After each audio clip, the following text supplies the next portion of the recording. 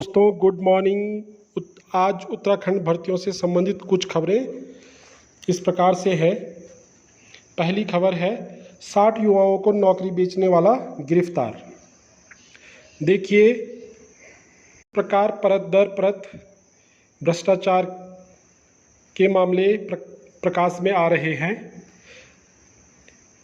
इसी से संबंधित यूके एसएससी पेपर लीक मामले में एसटीएफ ने हल्द्वानी से एक नकल माफिया शशिकांत को गिरफ्तार किया, जिसने कि नैनीताल के एक दो रिजॉर्ट में 60 युवाओं को पेपर बांटा।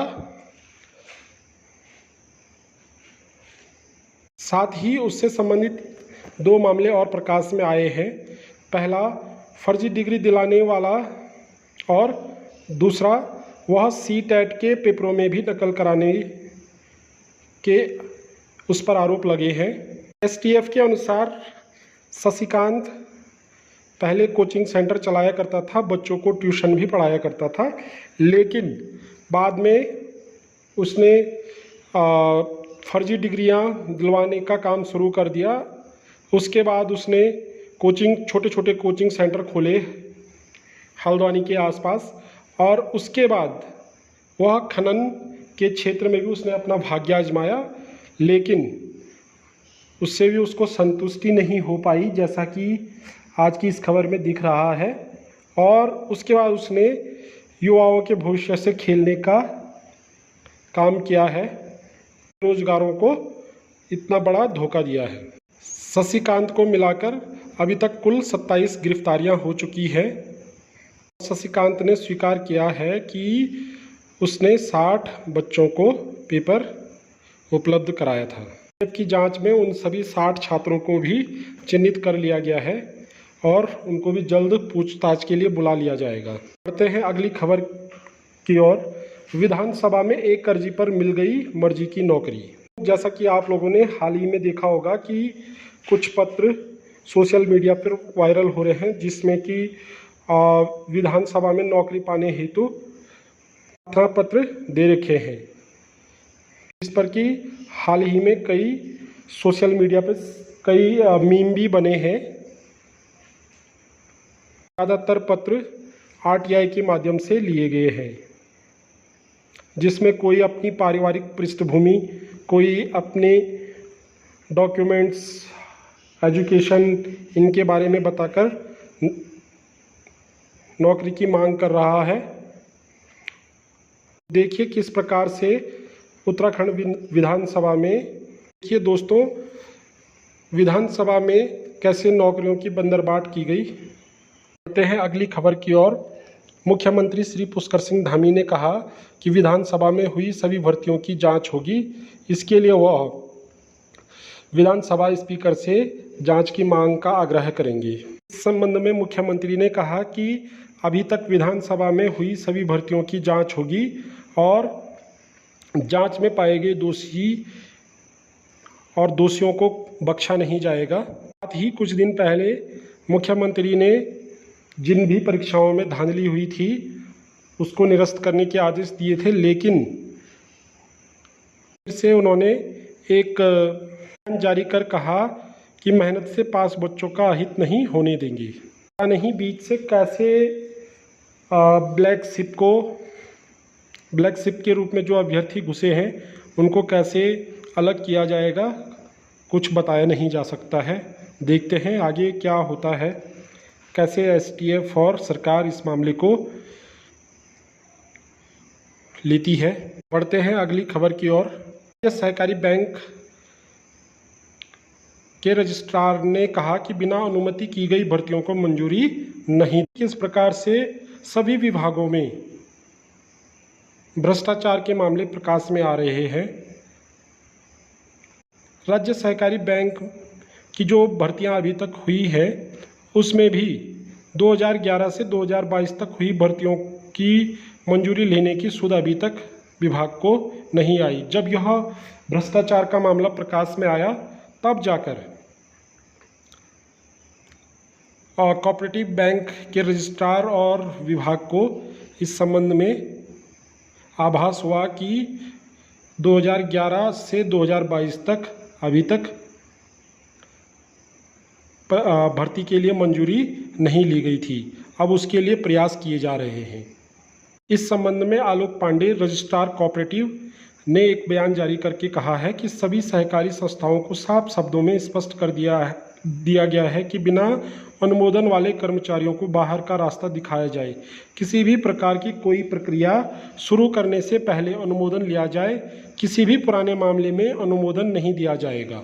अब देखिए कि 3 मई 2022 को सभी बैंकों और सहकारी संस्थाओं के लिए एक आदेश जारी किया गया था, जिसमें कि कहा गया था कि बिना अनुमोदन वाले कर्मचारियों को बाहर कर दिया जाए, लेकिन सिर्फ कुछ ही जिला सहकारी बैंकों ने इसमें कार्यवाही की है। देखिए दोस्तों, भ्रष्टाचार के मामले लगभग प्रत्येक विभाग में खुल रहे हैं और युवाओं के साथ कितना बड़ा धोखा किया जा रहा है कुछ कहा नहीं जा सकता है। हमारा उत्तराखंड जिस सोच पे, जिस आधार पे बना था, वो सपना सपना ही रह जाएगा शायद, ऐसी स्थिति लग रही है। बढ़ते हैं अगली खबर की ओर। जैमर, चेकिंग, मोबाइल बैन, फिर कैसे लीक हुआ पेपर। देखिए दोस्तों, यूकेएसएससी ने अभी तक जितने पेपर कराए हैं उसमें उनके द्वारा बताया गया है कि jammer, checking, mobile ban, biometric attendance भी ली गई थी, लेकिन उसके बाद भी पेपर लीक हो रहा है। तो उत्तराखंड अधीनस्थ चयन आयोग कहीं ना कहीं अपनी लापरवाही को छुपा रहा है। संबंध में थोड़ा आज की न्यूज़ पे नज़र डालते हैं। उत्तराखंड अधीनस्थ सेवा चयन आयोग में प्रिंटिंग प्रेस महज 1 साल पहले ही स्थापित हुई थी।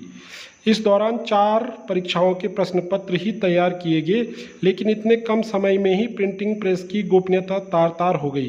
प्रिंटिंग प्रेस पर जैमर, चेकिंग, मोबाइल बैन और लॉग बुक एंट्री की व्यवस्था लागू होने के बावजूद माफिया मजे से पेपर आउट कर गया। और लापरवाही का आलम यह है कि समय पर नहीं देखा गया सीसीटीवी फुटेज। सीसीटीवी फुटेज उपलब्ध होने के बावजूद आयोग ने मुकदमा दर्ज होने से पहले फुटेज तक खंगालने की जहमत नहीं उठाई। देखिए कितनी लापरवाह है। सूत्रों के अनुसार पुलिस के पहुंचने पर ही सीसीटीवी देखी गई, जिसमें आरोपी प्रदीप पाल पेन ड्राइव का इस्तेमाल करते हुए पाया गया। इस दौरान आयोग के अन्य कर्मचारी भी प्रेस के अंदर ही मौजूद थे, लेकिन उस पर किसी की नज़र नहीं गई। RMS टेक्नो सॉल्यूशन कंपनी 2015-16 से आयोग में अपनी सेवाएं दे रही है। आयोग की तरफ से उसे सालाना करीब 5 करोड़ का काम दिया जाता था। कंपनी उत्तराखंड में और भी विभागों और आयोगों में सेवा दे रही है, लेकिन कंपनी मालिक के स्वयं इसमें शामिल होने का अंदाजा आयोग के अधिकारी नहीं लगा पाए। देखते हैं अगली खबर की ओर। 15 लाख में पेपर खरीदा फिर भी पास नहीं हो पाए। ऐसे अभ्यर्थी भी इसमें शामिल थे जिन्होंने 15 लाख में पेपर खरीदा है, जो कि अभी तक पता चल रहा है कि क्या परीक्षा से 1-2 दिन पहले उनको पेपर रटवाया गया था और उसके बाद भी वह अभ्यर्थी परीक्षा में पास नहीं हो पाए। तो सोचिए कि अगर वह सफल हो जाते तो देश का भविष्य, हमारे राज्य का भविष्य किस ओर जाता। पंतनगर विश्वविद्यालय के रिटायर अफसर से मिला लिंक। पंतनगर विश्वविद्यालय के पूर्व AEO दिनेश चंद्र जोशी को STF ने हाल ही में गिरफ्तार किया। उनसे पूछताछ में ही शशिकांत का नाम सामने आया था। इसके बाद एक खुलासे हो रहे हैं और जितनी गिरफ्तारियां हो रही हैं उन्हीं से लिंक बनते जा रहे हैं। बढ़ते हैं अगली खबर की ओर। ऑनलाइन परीक्षा के चयन संदेह के दायरे में। देखिए दोस्तों कि जब ऑनलाइन परीक्षा के बारे में उत्तराखंड अधीनस्थ चयन आयोग ने बात की तो कई कोचिंग सेंटर, कई ऑनलाइन परीक्षा केंद्र ऐसे थे कि जो परीक्षा के दौरान या जब आयोग ने कहा कि परीक्षाएं ऑनलाइन होंगी तो उसी दौरान खुली। और अधीनस्थ सेवा चयन आयोग ने 2020 में ही ऑनलाइन परीक्षा शुरू की थी, लेकिन अब वन दरोगा भर्ती परीक्षा में कंप्यूटर हैक कर पेपर आउट किए जाने का मामला सामने आने के बाद इन परीक्षा केंद्रों का चयन संदेह के दायरे में आया। दोस्तों ये थी आज की कुछ उत्तराखंड भर्तियों से जुड़ी हुई खबरें। Thanks for watching.